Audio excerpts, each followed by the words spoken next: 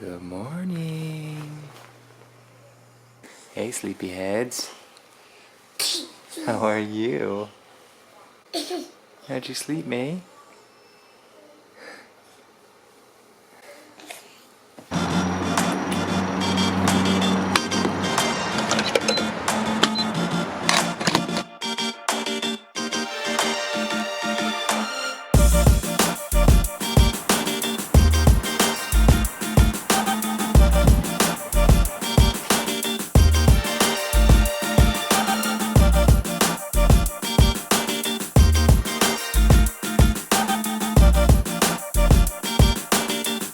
Good morning, dreamers. This morning I am headed down south to Midvale. I'm meeting up with a mastermind group, just a group of entrepreneurs and business owners to discuss marketing and sales tactics. Today is actually a training that is being delivered on Facebook advertising. And ironically, not so ironically, my company Graphly has been building a bunch of analytical reports to help people who are advertising with the Facebook platform to be able to identify more profitable campaigns, shut down the losers, scale up the winners. And so I'm excited to go see the training, but also we've got a couple of customers who are part of the group who have graciously offered to be beta testers of our new Facebook reports. And so I'm gonna meet one-on-one with them and help them get all set up and begin testing the stuff that we've built.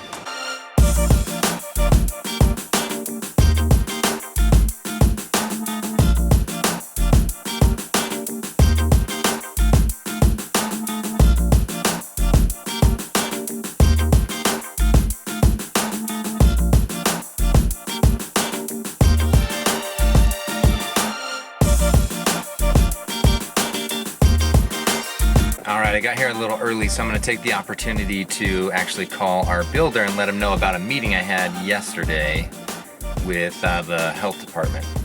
Hey, good morning, Scott. How are you doing? Great. Awesome. Well, I've got some, I think, good news for you. Yesterday morning, I met with Summer and Craig down at the health department. I tried to touch base with you Monday to see if you wanted to make it, but I wasn't able to reach you, so I went ahead and went down there. What they are proposing could possibly save us a few $1,000s, and they want us to have basically gravity to the septic. It won't work.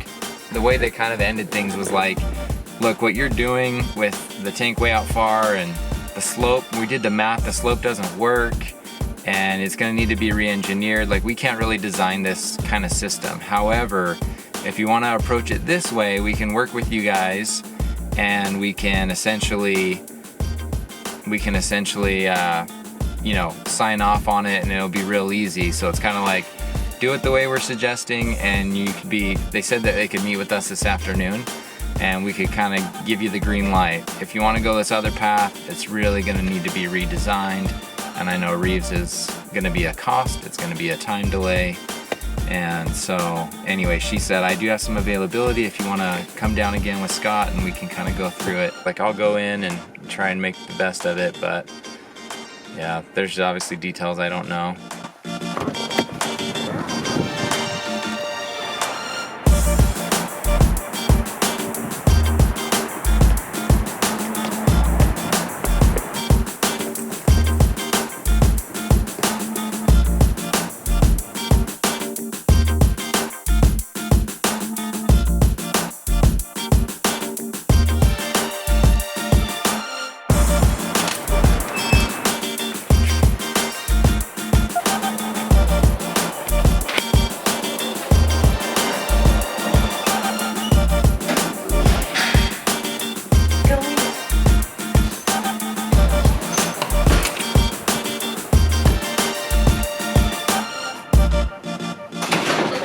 You didn't get their card? Awesome, yeah. Okay. It's okay. Awesome. Really Yeah, never 'cause you found really any do good really ROI. good. But I know people have. So it's really what it is. So that was a super fruitful meeting, and now I'm gonna go catch lunch with a buddy who was in the meeting. We're gonna go hit up some Payway, I think, and continue to talk shop. You know, I love groups like that because there is, let's see, what's the saying? was by Ralph Waldo Emerson, something along the lines of, every man is my superior in one way. And I just look at these people and their backgrounds and their experience, and there's always something to learn from anyone. Just, there's always something to learn. And today, as much as I do know about Facebook ads, I learned a few things that I didn't know, and I'm excited to go back and put them into play and implement them and see the results.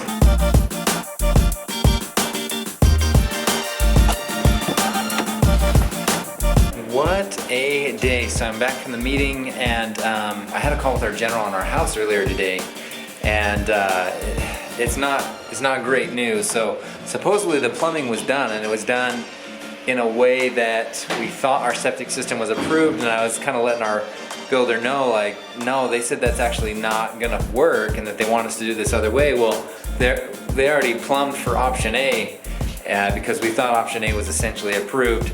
Now we gotta go with option B, but we plumbed for option A, and that's gonna be a challenge. So what many of you don't know is that we're not just building a home. We got double the construction going on right now.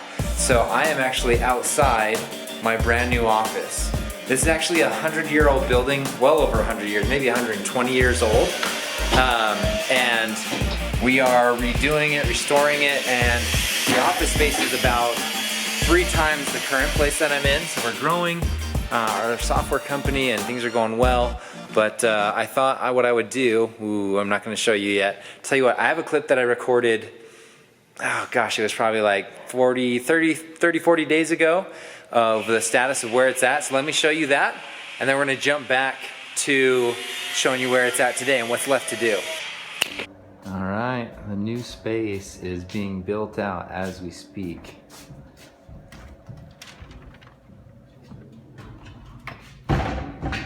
This will be the new home of marketing mavens here in a couple months.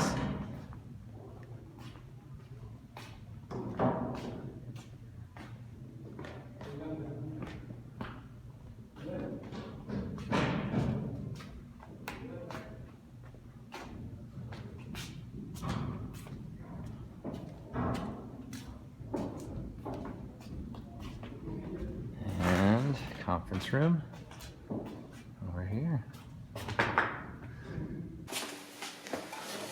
So we now have all of the power on, and we've got the floors done and sanded. We've got the outlets, the Ethernet, the electrical switches, everything's in. What's left to do is to basically finish these floors and to, shine them up, put a finish on them, protectant, and then baseboards along the end, and then it's on to decorating. Now here's a really important lesson that I learned, and this is good that I learned it before the office. If you do not spell out every single detail, subcontractors will do whatever is easiest for them. Not what's best, not what they think the owner wants. They will just go with the least path of resistance. So, for example, I'll walk down here. If you notice the lights behind me, they're going this way, over here on this side. Over here, they're going this way. And it's not actually a difference between, that you could fit more. If you went so that they were all going, this way, the same, you would literally have 6 on this side and 6 on this side. This side is much larger. Really, this deserves three things instead of 2, but they just went with 2 because that's how they come by default. Over here was somewhere where I had planned on having a whiteboard or even like a glass pane hung beyond the light colored paint for whiteboarding sessions. Well, they just put the thermostat dead middle because that's where it was done on other floors in this building, so why not put it there again? Again, they don't ask. You've really got to think through these things in advance and spell everything out. Coming down the hall here, ooh, we got some new glass in. We didn't have any glass before. That's cool. So there's some glass in. But right above me, this thing right here, so I can touch this. Before, my head almost hit it. And I just talked to the general contractor. I said, why is the air ducting so low? Like, it was claustrophobic. You'd be walking down this hall here, and it was like almost hitting your head. So we got them to lift that up. It's still not as high as I would like because I can reach it. That seems odd, but it's a far improvement from what it was. So tomorrow we've got, that's actually when they're supposed to be coming in and sealing the floors, but I don't know if you can see this. Yeah, right in here, right there. Okay, so that's like, there's a subcontractor here that had like a icy or a Slurpee or something, and it literally spills from one side of the room all the way to that front door. So the person who's sealing the floor is gonna come and seal that in. Again, the general's not here. I'm gonna call him and let him know and point out to him and say, hey, here's what you've got going on. We've got like a Kool-Aid Slurpee type thing all over the floor. If you seal that in, it's gonna be there forever. So we're gonna need these floors that were just sanded 2 days ago to probably be re-sanded in those areas, or we're gonna have a problem. So, gosh man, just, I guess it's good that I'm figuring this out with our work office and learning some of these lessons that like you cannot expect or assume that someone will do it the way you want, or that they'll even do it a smart way. They will take the path of least resistance. So whatever, they just got a lot of work to do these days. The market's good, they got lots of jobs, they're trying to move from one to the next to the next to the next, and you gotta slow them down every once in a while to get it done right and to be specific and lay out exactly how you want it. I also would have done the lighting in here different, but because I didn't spell that out, I'm gonna take what I can get essentially. Right here, right there, the room we just walked in, there's supposed to be, this is a conference room, but conference rooms obviously need to be closed in. They have a frame here that was made too large, and then even it only went about this high because of the ducting, and I don't know how they plan to seal that off above. I mean, you can do it with drywall, it's a lot of work, but the fact that the drywall guys are done makes me think that they're not gonna drywall that in. And hey, you can't have a conference room where you've only got a 7-foot wall and then everything above it, the sound just carries up and over and there's no privacy. So, man guys, you think building a home is hard, try building a home and also redoing an office like this. It's a lot of stuff going on right now.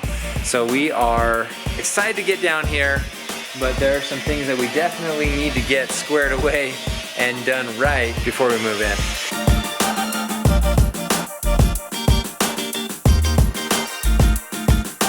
Holy cow, this thing's been backfilled. Guys, I thought just the plumbing was done. So, wow. Nuts, no more hill to climb up and look down inside. Oh my heavens. All right, so this whole thing's been backfilled and we've got the drain.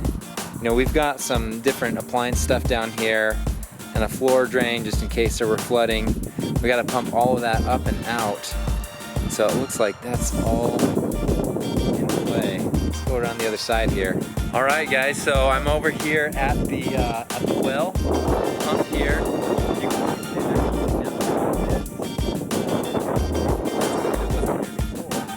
it looks like the hose. If I come over here,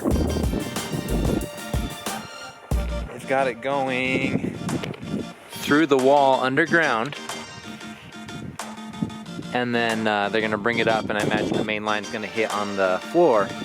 That is how we'll get our water completely independent, at least on that utility, which is awesome. I think we pay 80 bucks a year for almost all the water we want. You're not supposed to run it like nonstop or anything.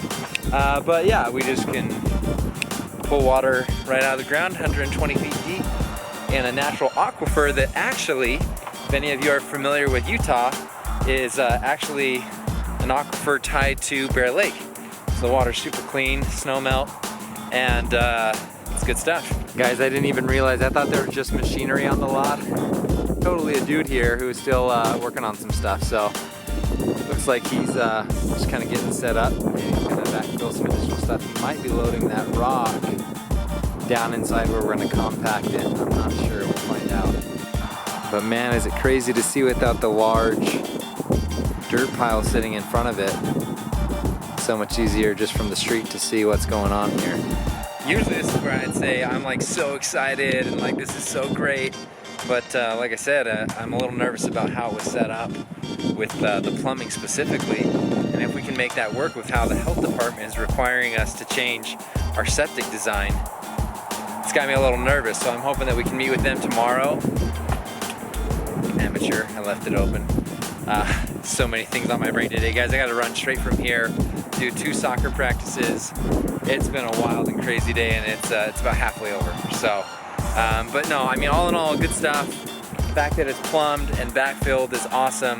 I just hope that we can make the tweaks we need now that everything, I mean, the tough thing is the fact that it was backfilled. I didn't know that. Since it's backfilled, if there are changes that need to be made, you have to re-dig out next to the foundation walls and then redo stuff and then backfill again. It could be problematic. So fingers crossed that, that whatever we're gonna work out, we can work out above ground and not have to redig anything. All right, guys, it is the end of the night, and hopefully I didn't sound like I was griping too much today. You know, everything's a blessing, and I have to remind myself, you know, something that one of my mentors taught me, and he said, you never get rid of problems in life. Never. No matter how much money you make, no matter how great your health is, no matter how smooth everything seems to be going or whatever, you never get rid of your problems in life. He's like, but what you can do is you can elevate your problems. He's like, I'm constantly seeking higher quality problems.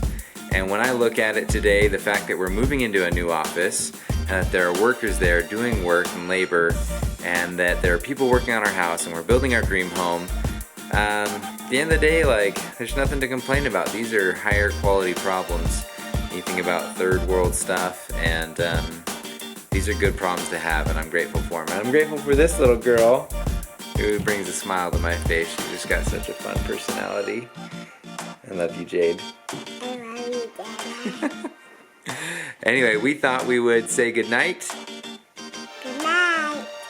And until next time, Keep dreaming. bye. Dad, you can just set it on there and it can record us Okay. playing the game. Oh, you want to play a game? What game are we going to play? Spot It. I love that game. Let's do it.